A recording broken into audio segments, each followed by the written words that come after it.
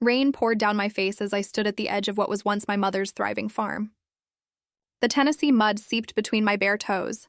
My clothes clung to my skin, and my hands trembled around a rusted key, the only possession I was allowed to bring. In the distance, the luxury SUV's headlights cut through the downpour, illuminating Ashley's silhouette as she leaned against the door, phone raised, recording my humiliation with a smile I could feel even from yards away. 30 days, she called out, her voice carrying over the rain. No money, no help, no contact. If you last that long, maybe you deserve the Carter name. But we both know you won't.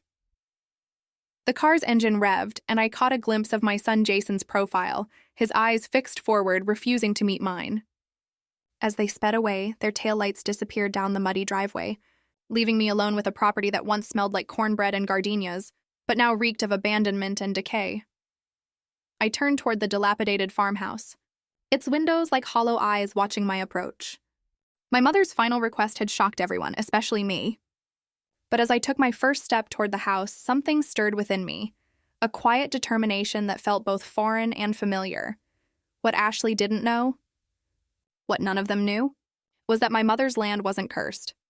It was sacred, and it remembered everything they tried to bury. The day they read my mother's will was the day I realized how invisible I'd become to my own family.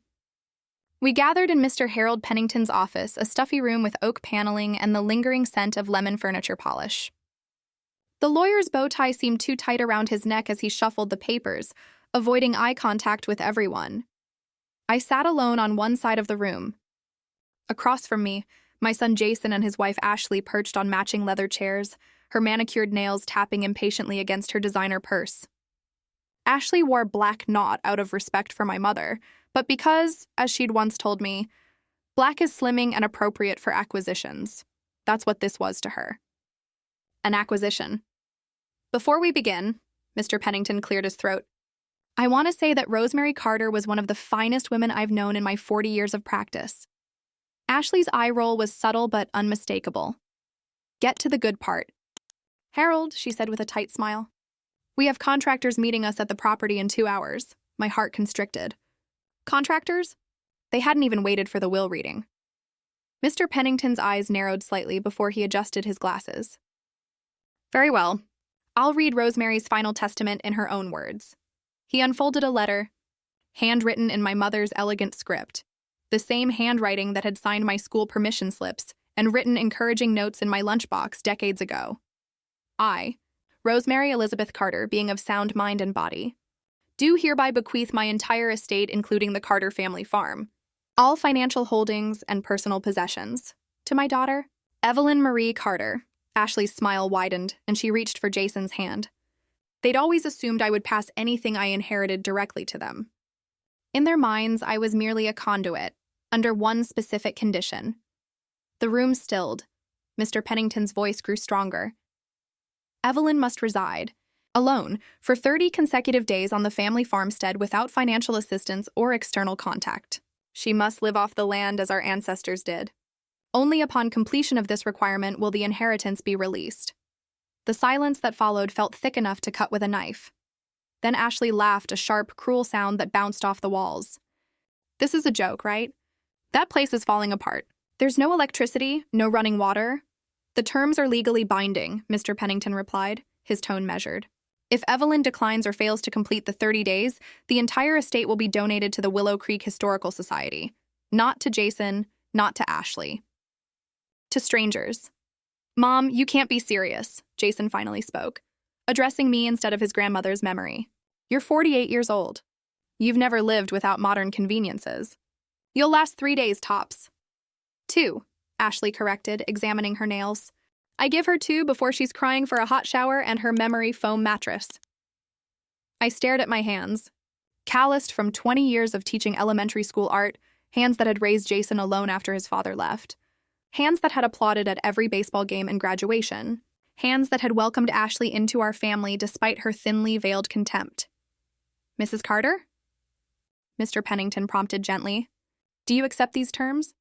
I looked up, meeting his concerned gaze. Why would my mother do this? He reached into his desk drawer and pulled out a sealed envelope. She left this for you.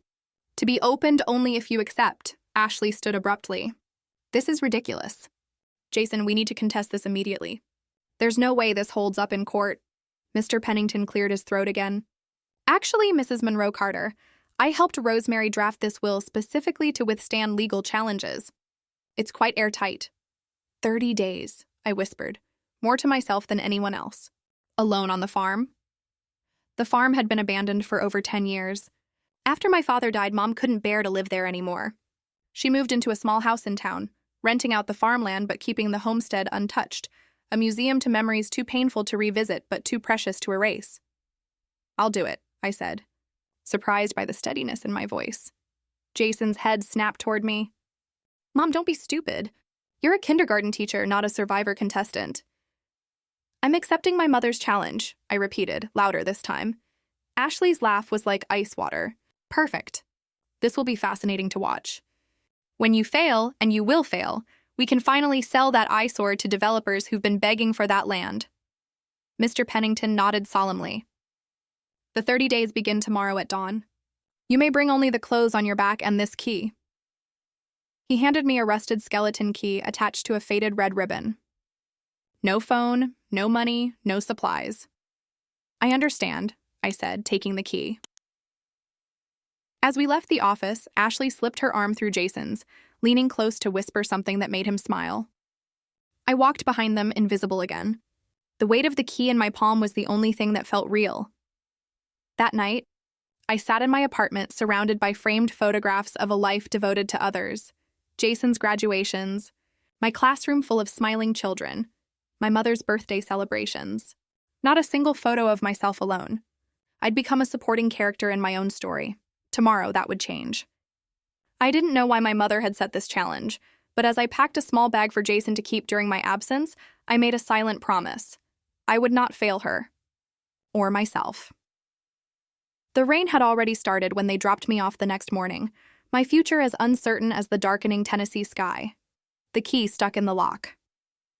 I jiggled it, feeling the rust flake off onto my fingers as rain continued to soak through my clothes. After 3 attempts, the lock finally gave with a reluctant groan, and the front door swung inward on protesting hinges. The smell hit me first, musty and damp, with undertones of rotting wood and abandoned dreams. I stepped inside, my wet footprints marking my entrance on the dusty hardwood floor. The house was exactly as I remembered and completely different at the same time, like seeing a familiar face aged by decades. Hello? I called out, my voice swallowed by the emptiness. Shadows stretched across the entryway as I moved further in. The living room furniture sat draped in yellowed sheets, ghostly silhouettes of a lifelong past. A family portrait hung crooked above the fireplace. My father, mother, and me at 16, all of us smiling against a backdrop of blooming dogwoods. Night was falling fast, and I had no light, no warmth, no food. Panic bubbled in my chest, but I pushed it down. This was exactly what Ashley wanted for me to crumble on the first night. I fumbled through the kitchen drawers until I found matches and a stubby candle. Its weak flame offered little comfort, but it was enough to help me explore the immediate surroundings. The kitchen cabinets yielded nothing but mouse droppings and cobwebs. The refrigerator, long unplugged, emanated a stale odor when I cracked it open. The ceiling dripped in 3 different places. I found pots to catch the water and positioned them strategically. Each metallic ping of water hitting metal marked the passage of time like a melancholy metronome.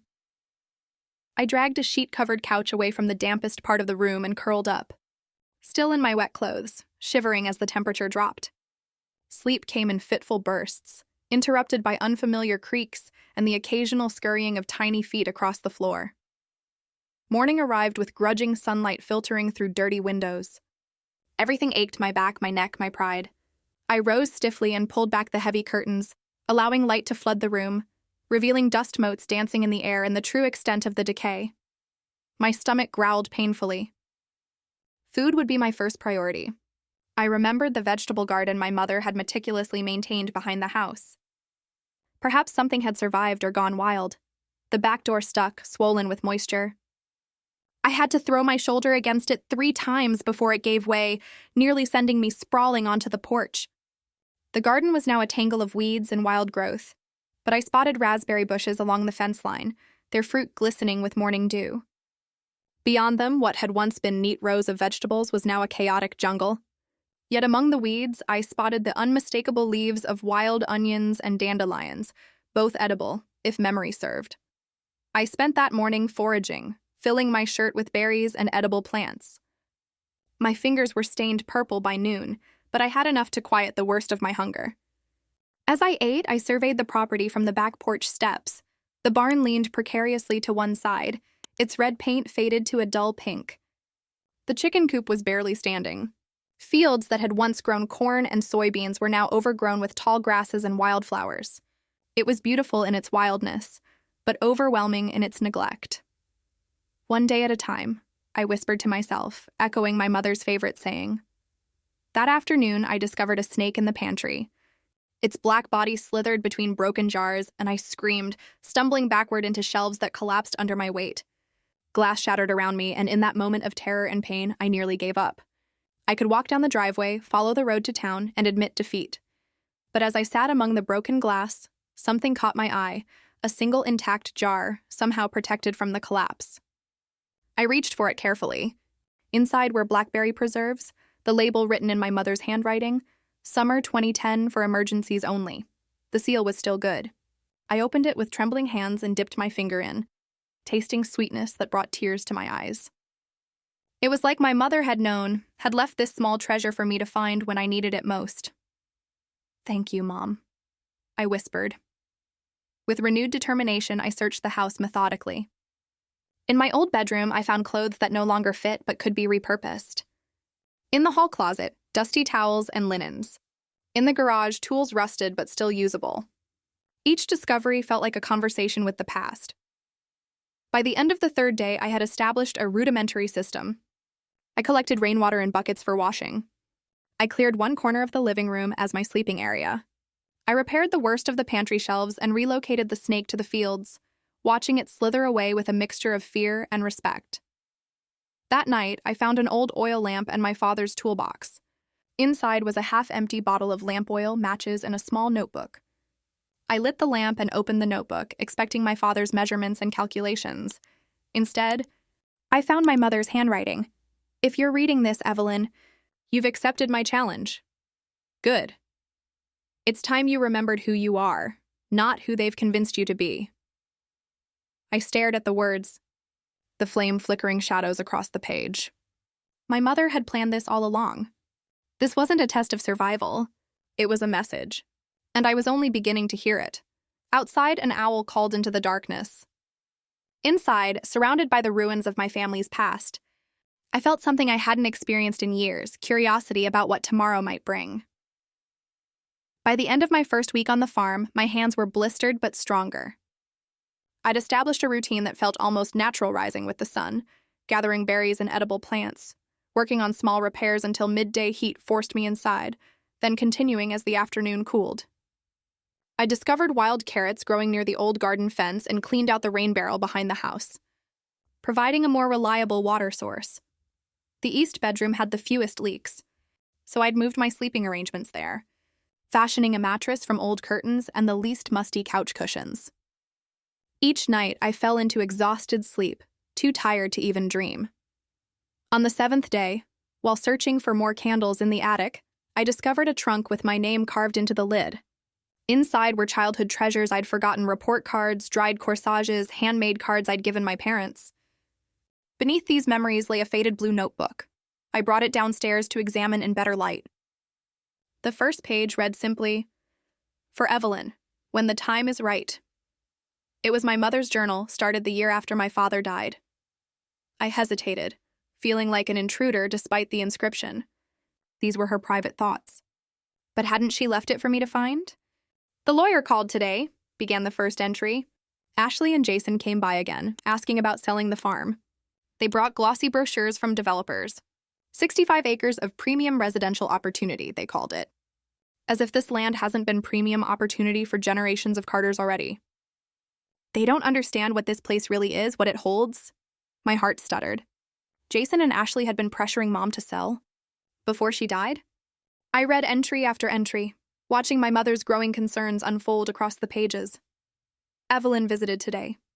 She seemed smaller somehow. When did my daughter start disappearing into herself?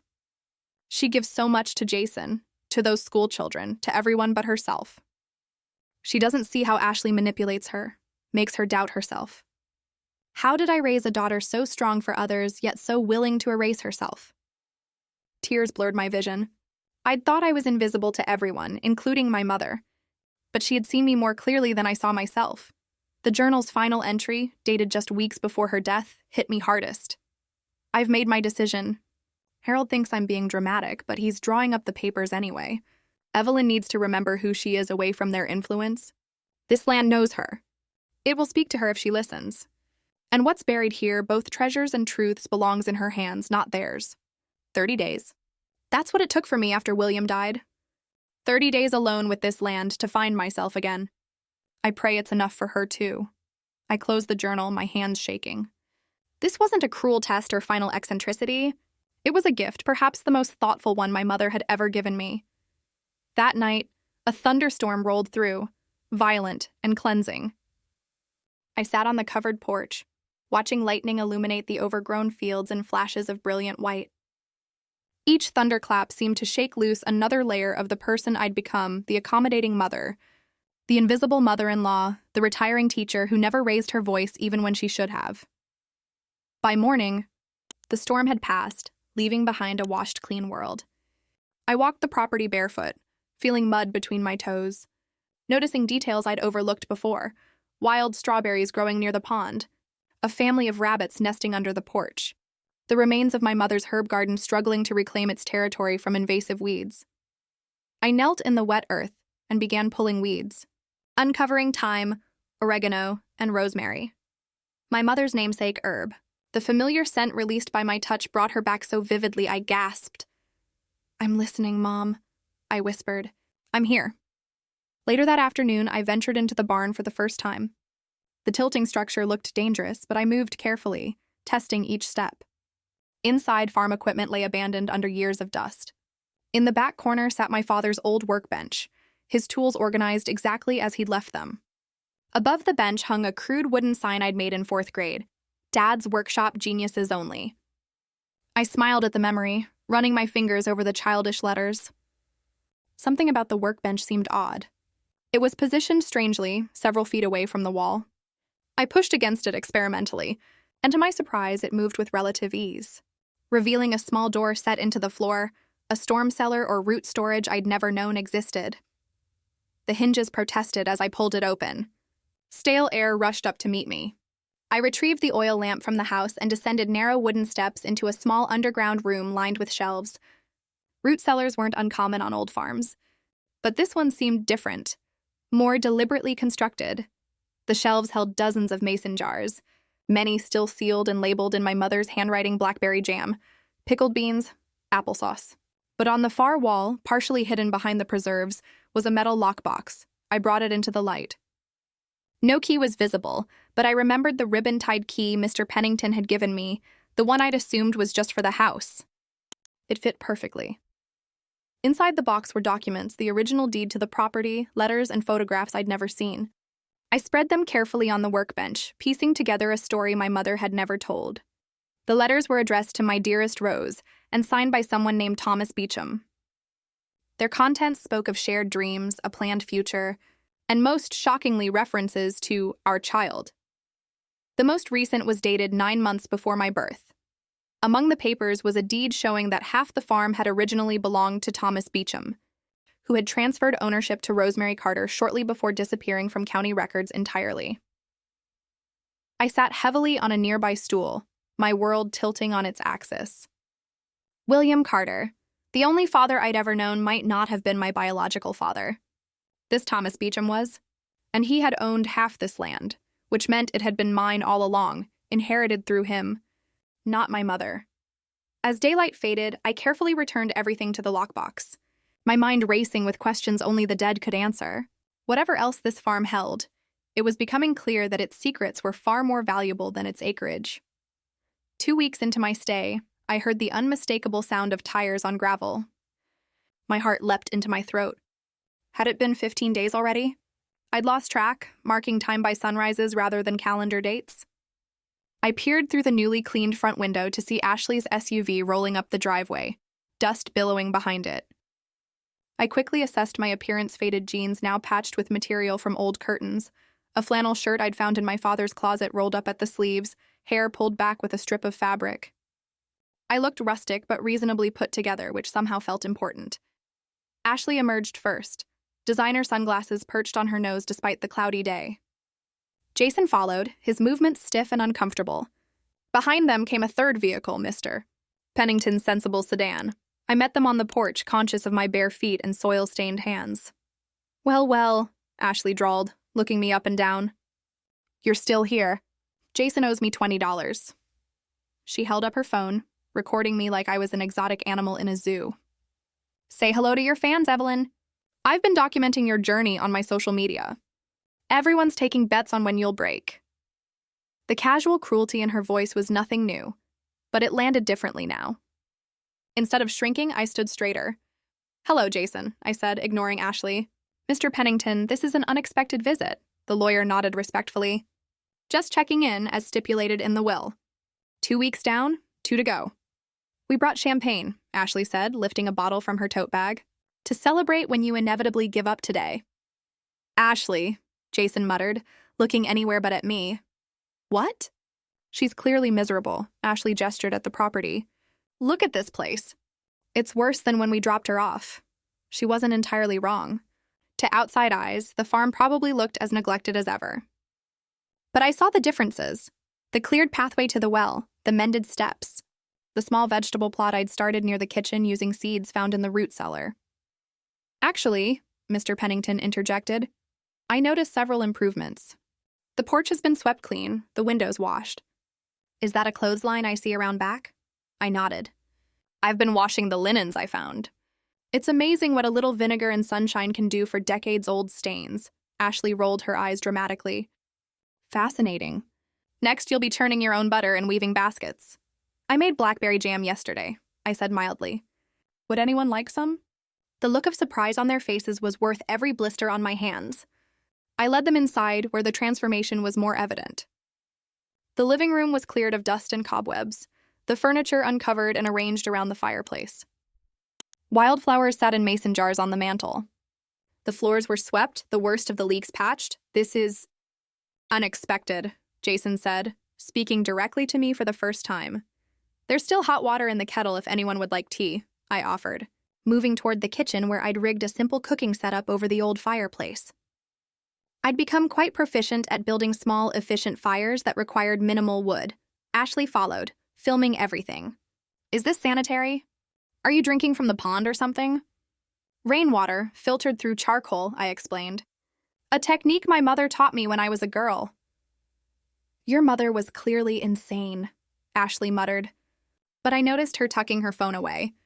The reality not dramatic enough for her narrative. Mr. Pennington accepted a cup of mint tea, steeped with herbs from the garden. Mrs. Carter, I must say you're handling this challenge remarkably well. Thank you, I said simply. It's been enlightening. We sat on the porch, the men drinking tea while Ashley paced, growing increasingly agitated by my apparent competence.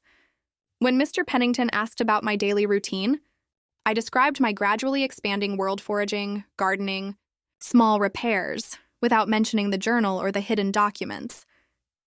I should inform you, Mr. Pennington said as they prepared to leave, that upon completion of your 30 days, there will be a formal transfer of ownership. I'll need all parties present, Ashley brightened. Perfect. We can help you pack up immediately afterward. The developers are still very interested, even with this delay. I said nothing, merely nodding as they departed. Jason hesitated at the car door, looking back at me with an expression I couldn't quite read. For a moment I thought he might speak, might acknowledge something beyond the awkwardness between us. Instead, he ducked into the passenger seat, and they drove away. I returned to the kitchen where I'd hidden the lockbox beneath a loose floorboard. 2 more weeks. In that time, I needed to understand exactly what my mother had left me, not just a farm, but a truth that had been buried for decades. That night, I dreamed of 2 fathers, William Carter teaching me to fish in the pond, and a faceless Thomas Beecham watching from the shadows, holding half a deed in his outstretched hand. 3 weeks into my stay, I'd established a rhythm that felt almost natural. I woke with the sun, spent mornings tending to the small vegetable patch I'd reclaimed from wilderness, afternoons on repairs, and evenings exploring the documents in the lockbox by lamplight. The farm and I had reached an understanding. I respected its history, and in return, it sustained me. My hair had grown wilder, my skin tanned from outdoor work, my hands calloused but capable. The woman who stood barefoot in the rain that first night seemed like a stranger now, someone I'd outgrown. On this particular morning, I decided to tackle the root cellar properly. I'd been retrieving preserves as needed but hadn't fully inventoried what lay hidden in its shadowy corners. Armed with the oil lamp, I descended the wooden steps and began methodically clearing shelves, discovering jars dated as recently as 3 years ago, evidence that my mother had continued canning long after leaving the farm. Behind a row of dusty mason jars, I found a wooden box with intricate carvings, flowers, and vines that looked hand-worked. Inside lay a collection of photographs I'd never seen, showing my mother as a young woman alongside a tall, lean man with kind eyes and a serious mouth.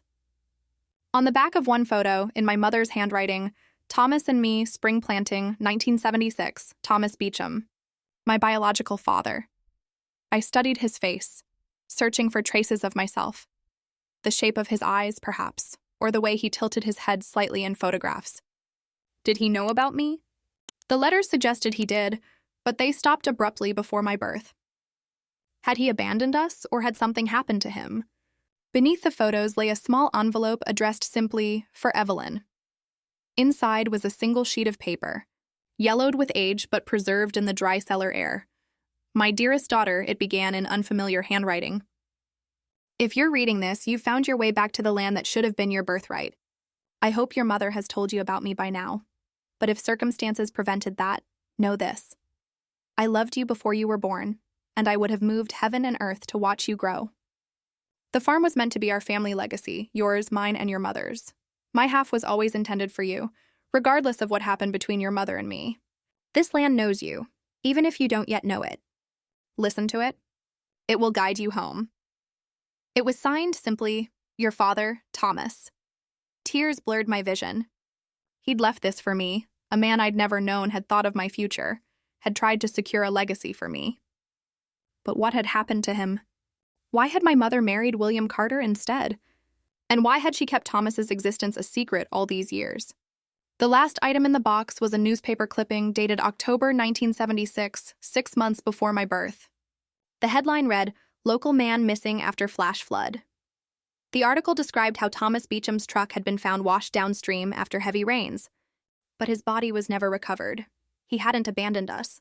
He'd died, or at least been presumed dead. I carried my discoveries back to the house, spreading them on the kitchen table as pieces of a puzzle began fitting together. My mother had been pregnant with me when Thomas disappeared. Alone and grieving, she'd eventually married William Carter, a kind widower who'd given me his name and raised me as his own. The official deed showed both properties combined under my parents' married name, obscuring Thomas's original ownership. But why the secrecy? Why had she never told me about Thomas? And why this elaborate will stipulation to get me back to the farm? The answer came that afternoon as I was clearing brush near the property line.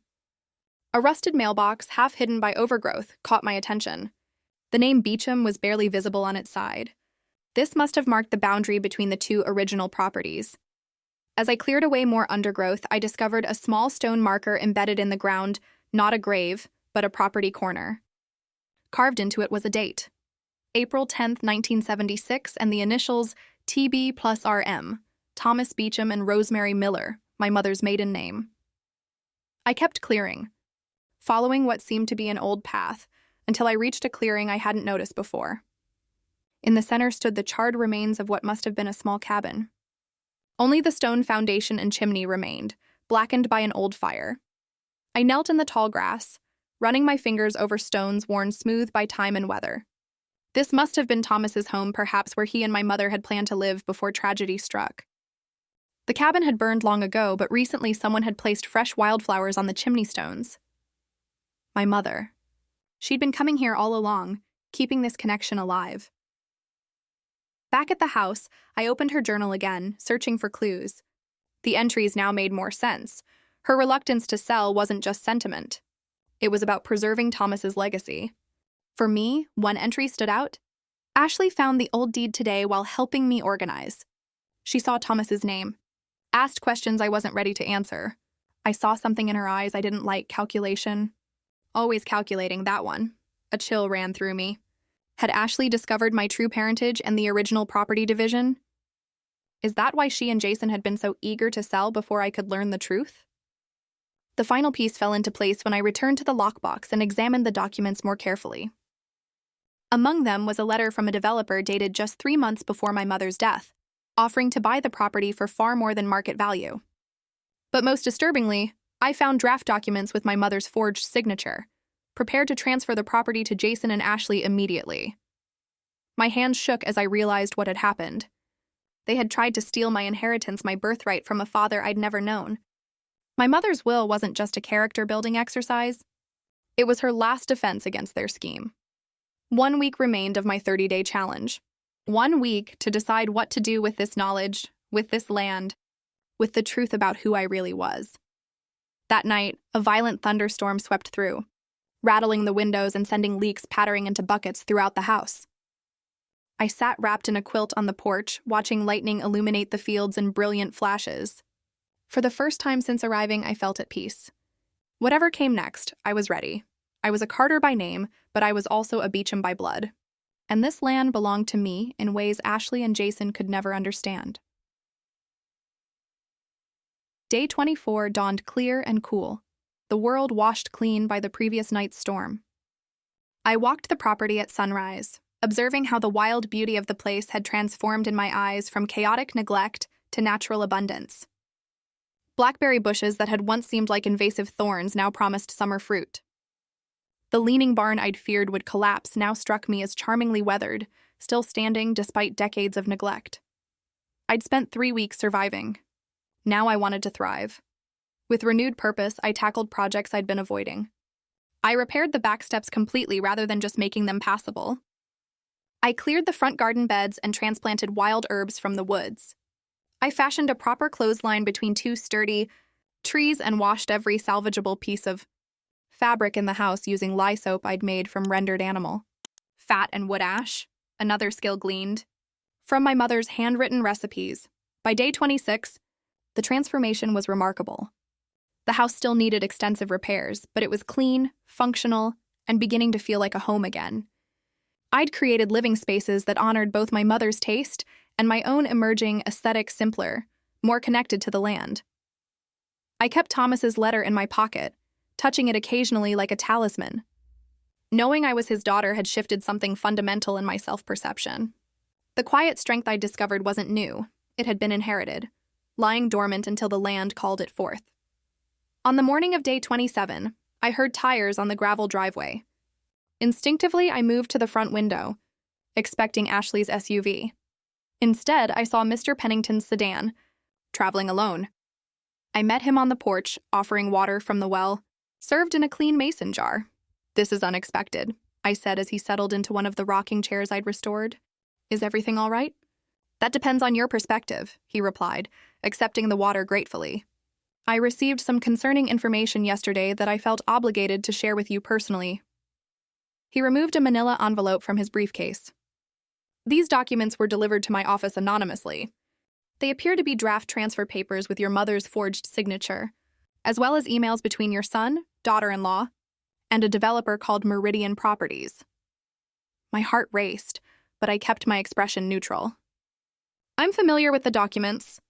I found copies here." Mr. Pennington's eyebrows rose. "I suspected you might have. Your mother hinted as much when she changed her will. Evelyn will find what she needs if she spends enough time there," she told me. "Did she tell you about Thomas Beecham?" I asked quietly. He nodded, eyes softening with compassion. "She did toward the end. She regretted never telling you the truth while she was strong enough to withstand your anger or questions. The will conditions were her compromise, giving you space to discover the truth yourself, in your own time." "And the legal implications?" I asked. "If half this land was originally Thomas's, meant for me directly, it strengthens your position considerably," Mr. Pennington confirmed. "Even without these documents showing attempted fraud, your claim would be difficult to challenge." "With them," he shrugged, Let's just say Jason and Ashley would be ill-advised to pursue any claim. Relief washed through me, followed quickly by sadness. Not for the potential loss of Jason's inheritance, but for the broken trust that could never be fully repaired. What happens now? I asked. The 30-day period concludes in 3 days. I'll return then with the formal papers to transfer the property. All parties should be present, as specified in the will. And if I choose to confront them with what I've found? Mr. Pennington considered this carefully. That is entirely your decision, Mrs. Carter. But if I may offer some advice, sometimes the most powerful position is one where you hold knowledge others don't realize you possess. After he left, I spent the afternoon in the root cellar, organizing the preserved foods by type and date. The methodical work helped calm my racing thoughts as I considered my options. I could expose Ashley and Jason's scheme publicly, humiliating them as they had humiliated me. I could take legal action, perhaps even press charges for forgery and attempted fraud, or I could find a different path, one that honored both my mother's values and Thomas's legacy. By evening, I'd made my decision. I gathered the evidence into the lockbox, along with photographs of Thomas and my mother, the letter he'd written me, and my mother's journal. Then I took inventory of everything the farm offered: fertile soil, established fruit trees, the potential for sustainable living, and most importantly, peace. On day 29, I rose before dawn and began preparing. I harvested the ripest berries, collected eggs from the wild chickens that had taken up residence in the old coop, and baked cornbread in the fireplace using cornmeal from the root cellar. I swept the porch clean and arranged wildflowers in mason jars throughout the house. From my mother's closet, I selected a simple linen dress that nearly fit, cinching it with a belt fashioned from soft leather I'd found in the barn. I washed my hair in rainwater and let it dry naturally in the sun, no longer concerned with taming it into submission. By afternoon, everything was ready. I sat on the porch steps, watching the driveway, listening to birdsong and the gentle rustle of leaves. The woman who had arrived here a month ago, frightened, humiliated, unsure, was gone. In her place sat someone new, a woman who knew exactly who she was and what she wanted. When I heard vehicles approaching, I didn't move. Let them come to me. 2 cars pulled in, Ashley's SUV first, followed by Mr. Pennington's sedan. I noticed that Jason drove this time, with Ashley in the passenger seat. They emerged looking confident, well-dressed, and slightly smug. Ashley carried a designer tote bag that no doubt contained champagne again. Mr. Pennington approached first, nodding respectfully. Mrs. Carter, you've made it to day 30. Congratulations. Thank you, I replied, rising unhurriedly to my feet. Would everyone like to come inside? I've prepared refreshments. Ashley's expression flickered with surprise as she took in my appearance and the transformed property. Well, isn't this quaint, she managed, the mockery in her voice less convincing than before. I led them inside, where the afternoon light streamed through clean windows, illuminating the simple beauty of the old farmhouse. On the dining table sat my offering fresh cornbread, blackberry jam, wildflower honey, and cool well water in polished mason jars. And beside them, laid out neatly, were the original deed, Thomas Beecham's letter to me, and the forged documents I'd discovered. Please, I said, gesturing to the chairs, make yourselves comfortable. We have much to discuss. The moment of truth had arrived, and I was finally ready to reclaim not just this land, but my own story. The silence in the farmhouse dining room was profound. Ashley stood frozen, her eyes darting between the documents on the table and my face. Jason remained half-turned toward the door, as if contemplating escape. Only Mr. Pennington appeared at ease, quietly taking a seat and accepting a glass of water. Please sit, I repeated, my voice steady. The cornbread is still warm. After a moment's hesitation, Jason pulled out a chair, the legs scraping loudly against the wood floor. Ashley remained standing, her designer purse clutched tightly against her chest. What is all this? She demanded, gesturing at the papers. These, I said, touching the original deed, are the property records showing that half this farm belonged to Thomas Beecham, my biological father. And these, I continued, sliding forward the forged documents, are the transfer papers with my mother's forged signature papers you prepared while she was still alive. The color drained from Ashley's face. I don't know what you're talking about. I think you do, I replied calmly. You found the original deed while helping my mother organize her papers. You realized there was a question about the property's true ownership. and you and Jason decided to secure it before anyone else discovered the truth. Jason looked up then, his eyes meeting mine for the first time in weeks. Mom, please don't lie to me, Jason, I interrupted gently. Not anymore. I found everything. The letters from developers, the emails between you two and Meridian Properties, the draft contracts. Ashley's composure cracked. You can't prove anything. Those papers could be fake. You could have planted them yourself, Mr. Pennington cleared his throat. Actually, Mrs. Monroe Carter, my office received identical copies from an anonymous source yesterday. The evidence is quite compelling. This is ridiculous, Ashley spat, her voice rising. We were doing Rosemary a favor. She was becoming senile, unable to manage her affairs. She didn't even live here anymore. She wasn't senile, I said quietly. She was protecting this place for me, just as Thomas Beecham intended. I slid Thomas's letter toward Jason. This is from my real father, a man I never knew existed until I came here. He left half this property specifically to me, his unborn daughter. My mother kept his existence secret, but she never forgot him. And she never intended to sell this land. Jason picked up the letter, his hands trembling slightly as he read. Something shifted in his expression, a flash of shame, perhaps, or recognition. I didn't know, he whispered. About Thomas? Or about the forged documents? I asked. His eyes darted to Ashley, then back to me. I knew we were pushing Mom to sell. The developers made an incredible offer, but the forgery, that was Ashley's idea. I told her it was wrong, but she said it was just to move things along, that Grandma would sign eventually anyway.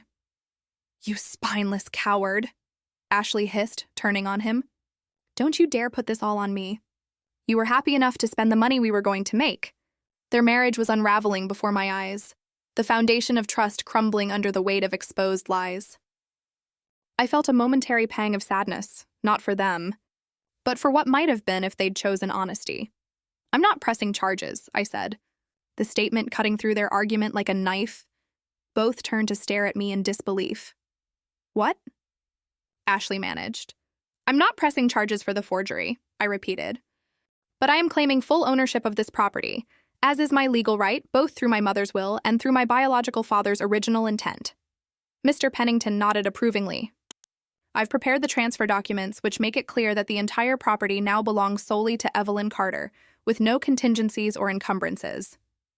This is insane, Ashley spluttered. You can't just— I can, I interrupted firmly. And I am. But there's something else you should know. I took a deep breath, centering myself. I've decided to establish the Beecham Carter Foundation. Half the property will be preserved as working farmland and nature conservancy. The other half, the half that would have been yours, Jason, had things been different, will be developed into affordable housing for single parents and educational facilities for rural children. The silence that followed was broken only by the distant call of a mockingbird. Why? Jason finally asked, his voice barely audible. Because this land was meant to nurture families starting with Thomas and my mother, then me, and now others who need it. It was never meant to be luxury condominiums or a golf course. I turned to Mr. Pennington. I've been working on the concept for the foundation. I'd like your help making it legally sound. It would be my honor, he replied. Ashley grabbed her purse, her movements jerky with suppressed rage. This is ridiculous. We're contesting the will. Come on, Jason. But Jason didn't move. He stared at the cornbread I'd made, the blackberry jam glistening in the afternoon light. Did you make these? He asked quietly. Yes, I replied. From scratch. From what the land provided. He nodded slowly, then reached for a piece, spreading it with jam in a gesture so reminiscent of his childhood self that my heart constricted. He took a bite, chewed thoughtfully, then set it down. It tastes like Grandma's, he said. I'd forgotten. Ashley made a disgusted sound. Are you seriously eating her food right now? After what she's done? After what I've done, Jason corrected quietly. Mom, I'm sorry. I don't expect forgiveness, but I want you to know I am truly sorry. Ashley stared at him in disbelief, then stormed out, the screen door slamming behind her. The SUV engine roared to life moments later, tires spitting gravel as she drove away alone. Jason remained seated, his shoulders slumped. I should go after her, he said, but made no move to rise. Probably, I agreed. But first, would you like to see something? I led him outside to the small vegetable garden I'd reclaimed, then to the chicken coop I'd repaired, and finally to the clearing with Thomas's cabin foundation. As we walked, I told him about Thomas, about the flash flood that had taken him, about the love story between him and my mother that had been cut tragically short. "I never knew any of this," Jason said, kneeling to touch the wildflowers I'd placed on the chimney stones. "Grandma never talked about him." "Some grief is too deep for words," I replied. "But that doesn't mean it isn't there, shaping everything." As the sun began to set, Jason finally left, driving away much more slowly than his wife had. I wasn't sure if I'd ever see him again, but something had shifted between us, a small opening where understanding might eventually grow. Mr. Pennington and I finalized the transfer documents at the kitchen table as dusk settled over the farm. When he rose to leave, he shook my hand firmly. "Your mother would be proud," he said, "and I believe Thomas would be too." Alone again, I stood on the porch watching fireflies begin their nightly dance over the fields. 30 days had changed everything, not just my circumstances, but the very core of who I was and what I valued. The farm was mine now, officially and completely. And I was its, in ways that transcended legal ownership. 6 months passed in a blur of purposeful activity. Winter gave way to spring, and the Beecham Carter farm blossomed with new life and renewed purpose. The property transformation mirrored my own thoughtfully restored, honoring its history while embracing a different future than anyone had imagined. I'd used part of my mother's financial holdings to hire local contractors, prioritizing repairs that would make the farmhouse safe and functional. The roof no longer leaked, the plumbing worked reliably, and solar panels now provided sustainable electricity. But I'd kept the character intact: the wide plank floors, the hand-carved banister, the fireplace where generations of my family had gathered for warmth. The Beecham Carter Foundation was officially established in February, with a mission statement that brought tears to Mr. Pennington's eyes when I presented it. Nurturing growth, fostering community, and preserving legacy through sustainable agriculture and educational opportunity. The first affordable housing units were under construction on the eastern portion of the property. Modest, energy-efficient homes designed to blend harmoniously with the rural landscape. The old barn had been carefully dismantled, and its lumber repurposed for a community center, where I planned to offer classes in traditional skills like canning, quilting, and sustainable gardening. I'd left my teaching position in town, using my savings to live simply while the foundation took shape. The chickens I'd coaxed back to the coop now provided enough eggs to share with neighbors.